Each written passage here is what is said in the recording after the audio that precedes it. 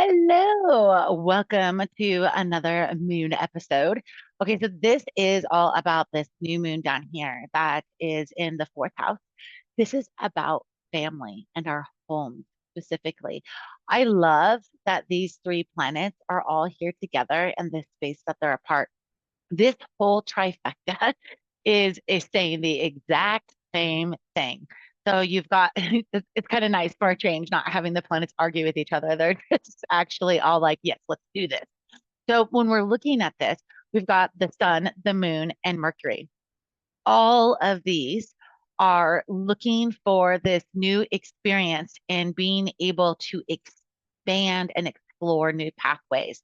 It's a time for us to change our homes and our family environments, focusing on like the comfort of it, the tidiness of it. Maybe it's rearranging the furniture. Maybe it's a move for some people because they're really leaning into that expansion area. And the expansion is about your mind. So when we're looking at how this is showing up, what some people don't realize is the brain, or sorry, the moon is a part of like our brain's processing. And so we always refer to the moon as our heart and how we feel, which is true, but we make decisions based off of feelings, just human nature. So when we look at this moon, it also has to do with what we're thinking and how we're feeling about things and the pace at which we will move with them. So this is an opportunity to broaden our horizons. It's also an opportunity where we are looking at our home and our family and no longer putting off things that are more long term. It is apparent and needed right now to make this transition. So again, it could just be rearranging your furniture. But again, for some people, it could be completely moving or having some things change in the family, right? And it's all about exploring with this Mercury our freedom of speech and thought. And so this is a very big transformation period we have right here, right now. And in addition to that, it's coming up here aspecting this uh not 10th house, sorry, this 10th house. And when we're looking at our 10th house, this is super auspicious for career and business. And so when we're looking at career and business, we're always going for 1, 6, and 10. And this is about how we are showing up and interacting with the world in business. We do have Pluto over here, and I want to touch on this Pluto Aquarius real quick. Pluto Aquarius, it's all Pluto itself. I always refer to it as peeling back that onion, right? Well, not always does this Pluto have an impact on us, but in this particular season, it does. And so this Pluto is about our daily habits and routines changing.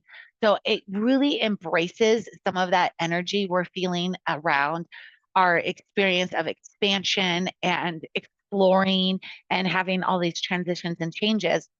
But when you throw Pluto in there as part of this mix, you're also getting a spot where you're able to transform.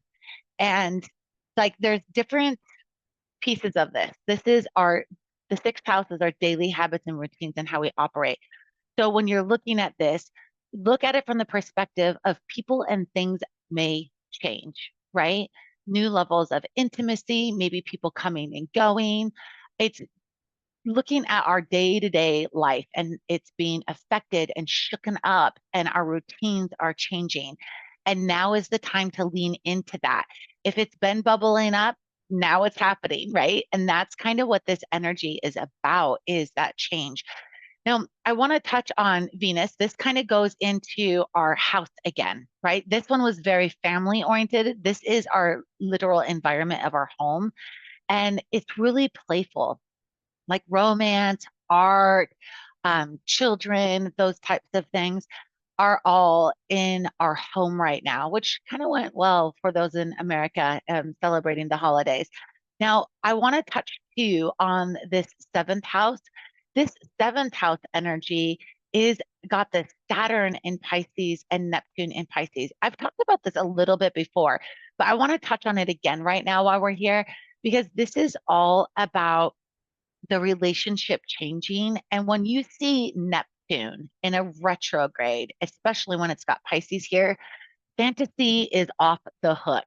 But it also is a situation where you have rose-colored glasses on. Okay. So that's what the retrograde is. And I always refer to it as that because there's things that you might be like really inclined to check out, experience fantasy, to explore, and maybe detach from reality a little bit and finding yourself aloof. This is the energy of that Pisces Neptune. But when we throw in that retrograde, you might have ideas around your relationship that have rose colored glasses on them. And so everything is actually quite blissful right now. And when the glasses come off, perspectives change. So this is about becoming aware, right? And about the bounds of you and your partnerships in business and in your intimate relationship with the marriage. It's contractual agreements, right? And so I want to bring that up. And then when we're looking at how a lot of these aspects are coming together, we have a couple that are, well, I shouldn't say a couple. We have a lot coming back to this ascendant right here that is in the first house. And this is how we're showing up. And this is with Virgo. So we have a critical eye and we're looking at things from this place where some people can end up in a spot where mentally they're having negative talk, right? And I don't want you to do that. Stop any negative talk. This is how you are showing up in the world. Pull your shoulders back, put your head up high, and get out there and get it. Don't let this Virgo talk you down. Use that energy of this could be better. This could be cleaner. This could be more accurate. This could be, all these things. This is an opportunity to go, oh, I could level up my game, right? Your Virgo is showing you areas that you can change and improve your appearance of how you're showing up in the world. Now, when we've got Mars here in Leo, these are both fire. They're totally amicable, but they are partnering with that Pluto energy. So that's why I'm saying like transition, transformation, change. You have energy and that fire activity to make that change happen right now. So this again, I know this was going to be like very focused on the new moon. And so we're coming back to this moon. And all these things are about change, right? And very auspicious change, right? Promotions, careers thriving, businesses thriving, all these different types of areas. And it's coming from this Gemini activity, which is really about knowledge, speed, uh, communication, those types of things. And you've got Mercury here partnering that to speak your truth. This is a really good opportunity to have these really auspicious outcomes in all these areas. We just need to lean into the change. So, how do we do that with this new moon? This new moon is carrying that Sagittarius energy. That Sagittarius energy is a very playful fire, right? It's not like I'm going to burn the house down fire. It's let's go party fire. Sagittarius loves enjoying, loves exploring, loves new, loves making others happy. There's a lot of really good things there when we're looking at the new moon with all these transformations. It is such a time of auspiciousness.